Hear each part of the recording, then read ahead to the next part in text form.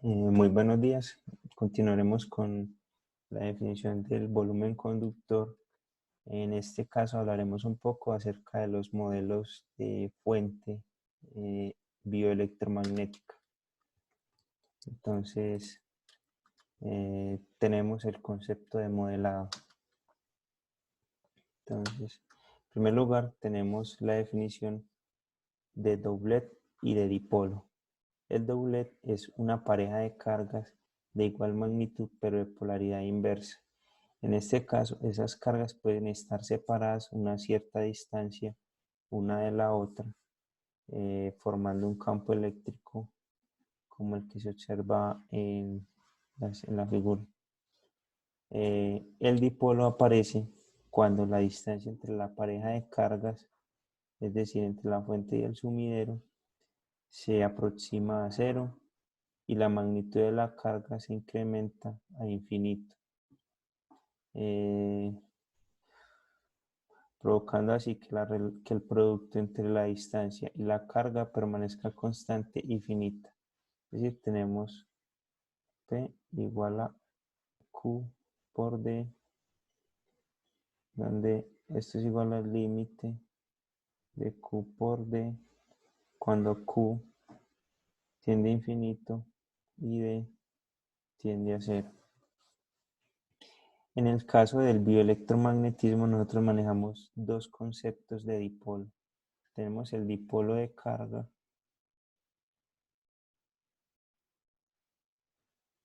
que es el que se presentó anteriormente y el que ya se ha visto en las clases, el cual está definido por el producto entre la carga y la distancia. Y tenemos el dipolo de corriente, el cual está definido como P igual a una intensidad de corriente infinita por la distancia, donde esto es igual al límite de I por D, donde I tiende a infinito y D tiende a cero.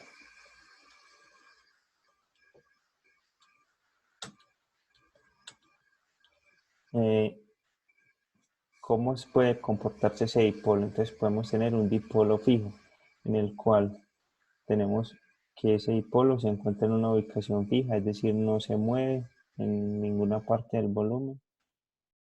Va a tener una dirección libre, o sea que puede rotar sobre el sistema de coordenadas y va a tener una magnitud libre, es decir, puede amplificarse. En este caso, las tres variables desconocidas de ese dipolo son las diferentes rotaciones que puede tener con respecto al sistema de coordenadas y la magnitud. Es decir, el ángulo polar, el ángulo azimutal y la magnitud. Es decir, R, teta y phi. Tenemos otro siguiente caso que es el dipolo móvil. Este puede tener una ubicación libre, una dirección libre y una magnitud libre. Entonces, además de que tiene la R, teta y phi de la definición anterior, tan, tan y tan, también tiene como variables la X, Y y Z del vector posición inicial. Y tenemos el dipolo múltiple. Este es el modelo más utilizado para la definición de volúmenes conductores, debido a que en este caso se tiene n número de dipolos, cada uno de esos dipolos es fijo, tiene dirección libre y magnitud libre. En este caso el número de variables es 3 veces n, ya que las variables son las tres variables de la posición fija, pero multiplicado por el número de dipolos que se tenga en el volumen conductor. Ahora, si fijamos la dirección, el número de variables es n correspondiente a las diferentes magnitudes. Solamente R.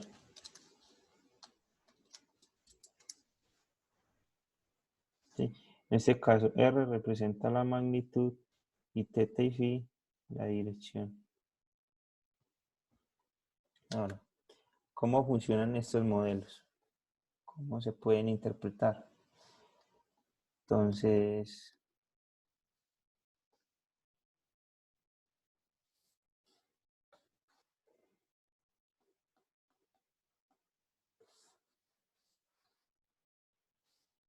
yo tengo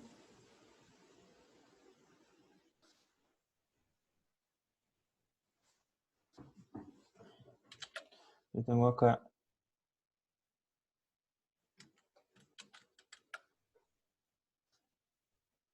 tengo acá el,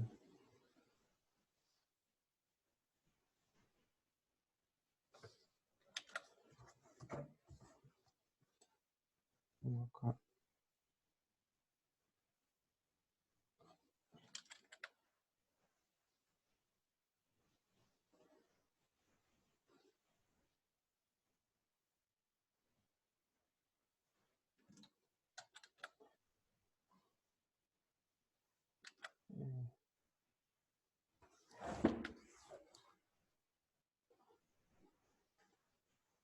tengo acá el corazón. Yo puedo definir que este volumen fuente, que es el corazón, únicamente tenga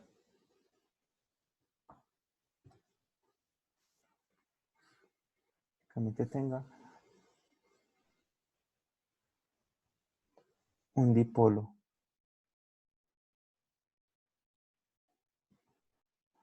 ¿sí? El cual, a medida que va cambiando el ciclo cardíaco, este dipolo va rotando o va cambiando su dirección y su magnitud, ¿sí? Puede ser acá, después viene acá, después viene acá y acá, ¿sí? Pero siempre ubicado en la misma posición. En este caso, ese modelo de P únicamente depende de R, θ y φ, ¿sí? Otro caso es en el caso que nosotros tengamos múltiples posiciones para ese vector. Entonces nosotros tenemos que ese dipolo va a hacer un movimiento sobre el corazón en diferentes posiciones del ciclo cardíaco y en un momento va a estar, digamos que el origen del sistema de coordenadas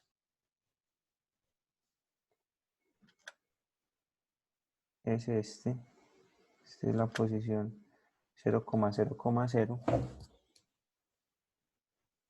y en un instante ese vector cardíaco va a estar en esta posición. Es decir, que desde acá, desde el origen hasta el vector, hay un vector X, Y y Z. Y ese ya va a tener su posición R, phi, Z, teta. ¿Sí? En otro momento del ciclo, ese vector va a estar ubicado en esta parte. El vector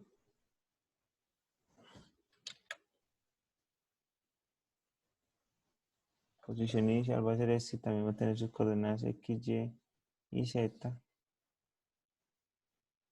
Y el otro va a ser P de coordenadas R, phi, teta. En este caso, el número de variables serían 6 porque cada vez que el vector se va desplazando, es decir, cada vez que este vector se va a ir moviendo,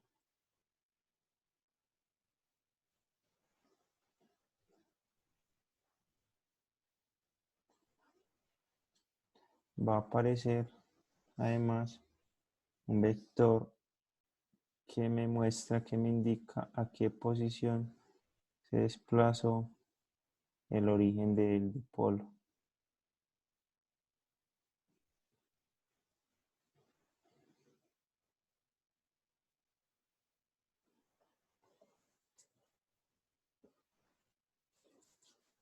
¿Sí? Y tenemos el último caso, que es en el que se tienen diferentes dipolos. Entonces, en este caso, nosotros dividimos eh, el corazón en diferentes secciones de volumen.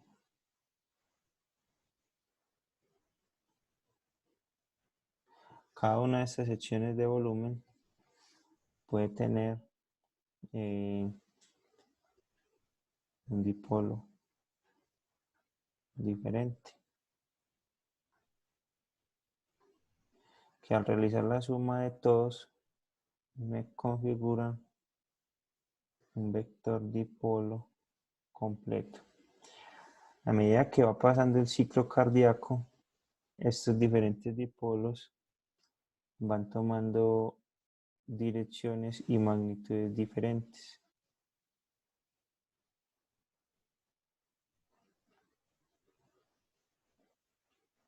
haciendo que el dipolo resultante cambie. ¿Sí? Entonces, dentro del interior de cada volumen, de cada partícula de volumen, de cada partición de volumen, ese vector dipolo va a tener una intensidad diferente y una dirección, pero siempre van a estar ajustados a un sistema de referencia fijo en esa porción de volumen. Y ya el vector dipolo resultante de la suma de todos puede cambiar de posición. Sin embargo, el modelo se toma como la partición de los diferentes modelos. Entonces, cada uno de estos dipolos va a tener únicamente tres variables. Va a ser R, phi y teta. Pero en este caso tengo 1, 2, 3, 4, 5, 6, 7, n divisiones en cuanto a volumen. Entonces, la cantidad de variables es n veces 3. ¿Sí?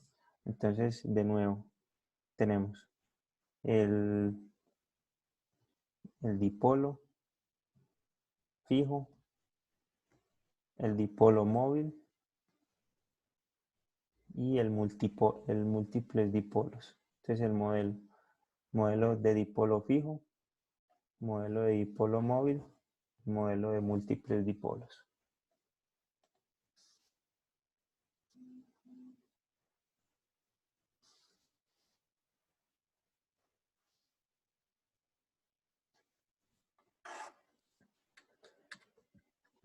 Ahora, los tipos de volumen conductor en el cuerpo humano.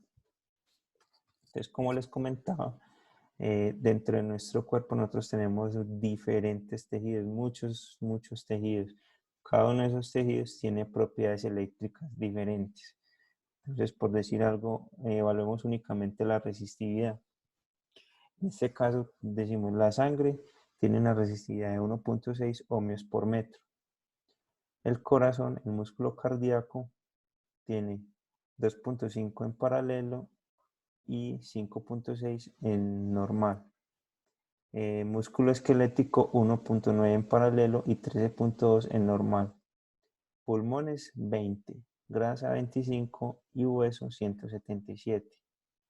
Esos valores no son exactos, o sea, no es que todo mundo tenga, bueno, les voy a explicar unas complicaciones en cuanto a esto.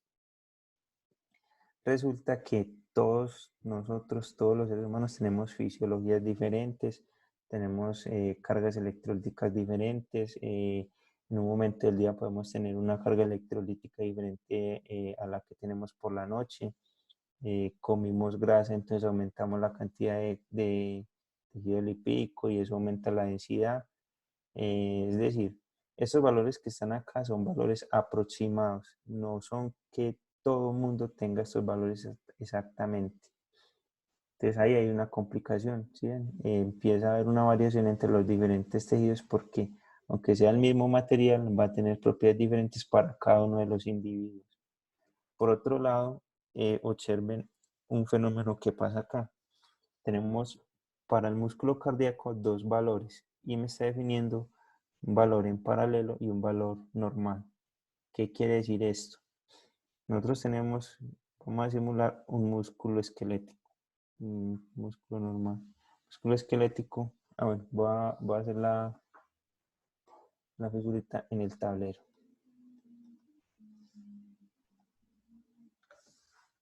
Tengo mi músculo esquelético acá.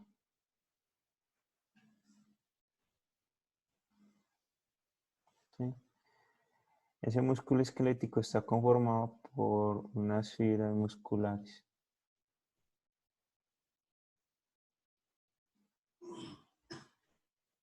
Resulta que yo quiero medir la resistividad. Para medir la resistividad, el proceso que yo hago es que desde el sistema de medición coloco,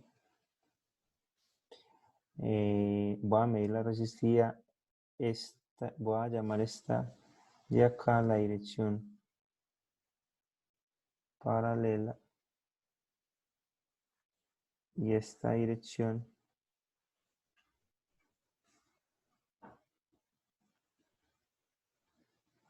la dirección normal. ¿Sí? Entonces voy a colocar, voy a hacer la medición en paralelo. Voy a colocar acá, perdón, voy a colocar acá una fuente de corriente, una corriente conocida de estos dos puntos. ¿Sí? Y a esa fuente de corriente ya asocio una medida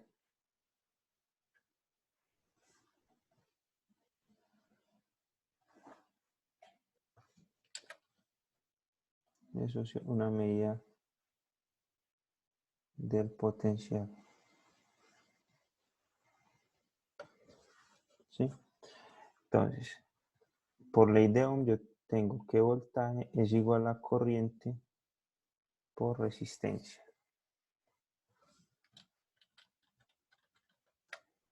Perdón.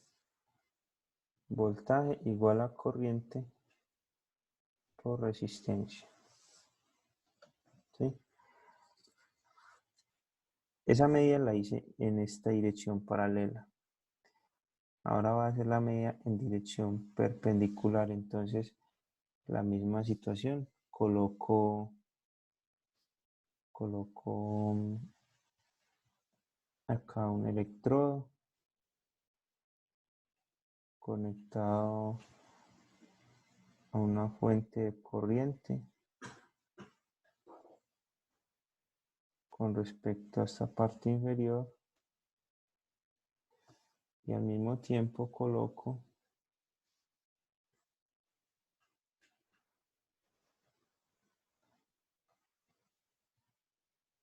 un voltímetro entre los dos puntos que estoy excitando. En el primer caso, la corriente que estoy haciendo circular a través del volumen conductor tiene esta dirección. ¿Sí? Quiere decir que se está moviendo en la misma dirección de las líneas, por lo tanto está teniendo una cierta facilidad el desplazarse por las líneas, por las mismas fibras del músculo. En el segundo caso, tengo que la corriente se está desplazando en dirección perpendicular a las fibras. Por lo tanto, ese movimiento a través de esa dirección de las fibras le está dando una una resistencia un poquito mayor al movimiento de esa corriente. En síntesis, yo lo que tengo acá es un sistema en el cual la propiedad del material depende de la dirección en la que yo haga la medida. Quiere decir que esa resistencia, que en realidad se traduce en una conductividad de ese material, es anisotrópica. Va a presentar una resistividad mayor cuando hago la medida en dirección perpendicular a las fibras que cuando hago la medida en dirección normal a las fibras.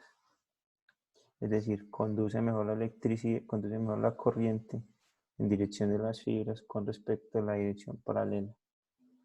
Pero en síntesis, lo que quiero demostrar es que los tejidos del cuerpo no son ni lineales, ni homogéneos, ni isotrópicos, y mucho menos infinitos. Tienen diferentes variaciones.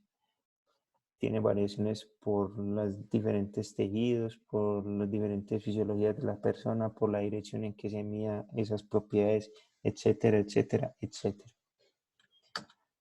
Vamos a ver un caso particular. La resistividad eléctrica de la sangre como función del porcentaje de hematocrito. El hematocrito es esa molécula el hematocrito es la concentración de glóbulos rojos que tiene la sangre. Los glóbulos rojos tienen en su interior una proteína que se llama la hemoglobina, y esa proteína tiene concentración de moléculas de hierro, de átomos de hierro, perdón. Entonces, dependiendo del porcentaje de hematocrito, va a haber mayor concentración de hierro en la sangre y va a facilitar la conductividad eléctrica, va a mejorar la conductividad eléctrica. Entonces, dependiendo del porcentaje de hematocrito, para los hombres el porcentaje de hematocrito normal es de 40.7 a 50.3 y eso me da un rango de resistividad eléctrica en un valor conocido, en un rango conocido. Pero en el caso de las mujeres, de entre 36.1 y 44.3. Entonces miren que entre hombres y mujeres esa propiedad de resistividad en la sangre, de conductividad en la sangre, perdón, esta es la resistividad en la sangre, va a cambiar entre género. Ahora imaginemos una persona, un caso de un paciente que tenga anemia en el cual el porcentaje de hematocrito es mucho menor, entonces va a reducir mucho más esa conductividad. Y si el porcentaje de hematocrito es mayor, en el caso de un paciente con policitemia, esa conductividad se va a ver incrementada. Entonces, dependiendo de la condición fisiológica del paciente, del género, de muchos otros parámetros, esas propiedades eléctricas de los cuerpos, de los materiales fisiológicos pueden cambiar. Es ahí donde se complica mucho el análisis de esta parte del volumen conductor. Aquí les voy a presentar un modelo de esferas concéntricas para la cabeza. Este modelo se ha utilizado desde hace aproximadamente 40 años para la fabricación de dispositivos de medición de electroencefalografía. Este es un modelo de cabeza en el cual se tiene el material cerebral con una conductividad de una resistividad de 2.22 ohmios por metro, el scalp o el hueso que protege el cerebro de 177 y luego la piel que recubre el hueso de 2.2 ohmios por metro. Los diferentes radios del modelo y se considera que la resistividad del hueso es 80 veces mayor a la resistividad del de la piel de la escápula y del cerebro. Este modelo ha sido altamente utilizado a pesar de todas las aproximaciones que hace. Es decir, nosotros sabemos que nuestro cerebro es una ramificación completa de neuronas que van en diferentes direcciones, o sea que tenemos múltiples anisotropías en el cerebro. Además de eso, el hueso tiene una forma, el cráneo tiene una forma totalmente diferente, lo cual contribuye, esa variación en la geometría contribuye a la variación en la resistividad. Y lo mismo la piel, acá no se considera capa de grasa, ni la capa de pelo, ni nada. Sin embargo, se considera apropiado debido al ajuste que ofrece con respecto a la geometría del cráneo. Dependiendo de,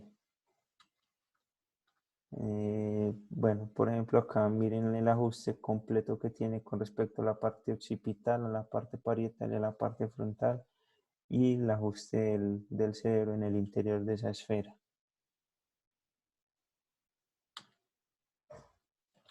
Eh, Dependiendo del resultado que nosotros queramos o la resolución que nosotros necesitemos en nuestros resultados, podemos hacer aproximaciones en el cual nosotros podemos ir reduciendo la cantidad de tejidos que intervienen en el volumen conductor, en nuestros modelos de volumen conductor, haciendo las aproximaciones correspondientes a los valores de resistividad.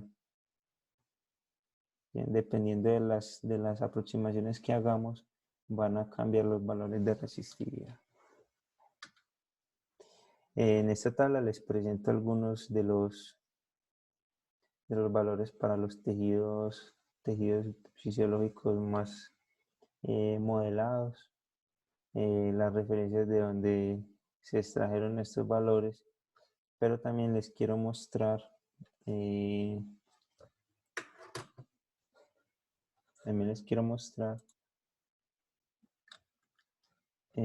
esta página en la cual se pueden consultar diferentes tejidos, diferentes propiedades para los tejidos biológicos.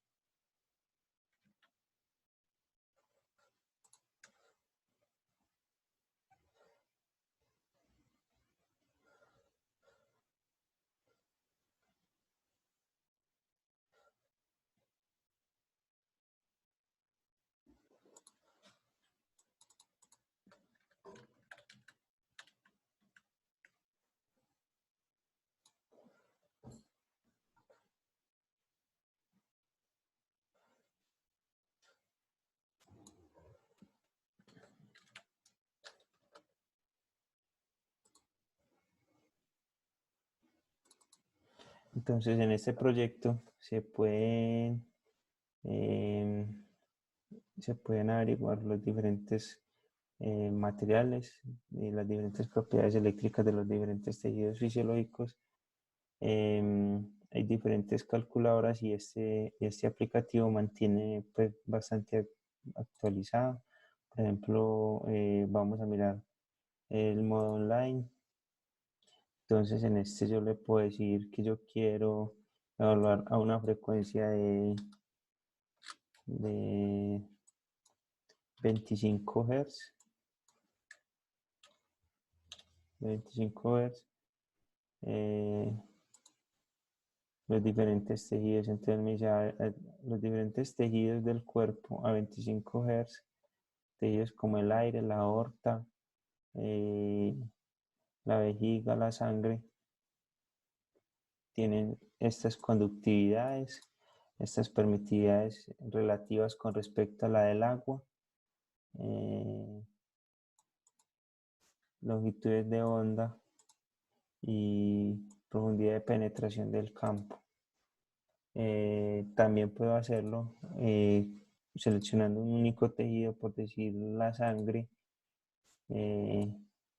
a una frecuencia específica, por decir algo 1400, me muestra la tabla únicamente para ese tejido, o también para un rango de frecuencia. Entonces la aorta, quiero hacer un barrio de frecuencias de 10 hasta 100 GHz, con espacios de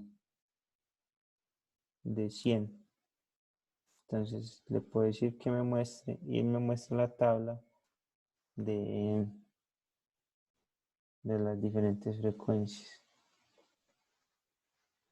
y de cómo va cambiando el comportamiento de la conductividad de acuerdo a la frecuencia con la que se aplica el estímulo. Entonces vean que también esa conductividad, esa permitividad eléctrica depende de la frecuencia con la que se está aplicando el estímulo.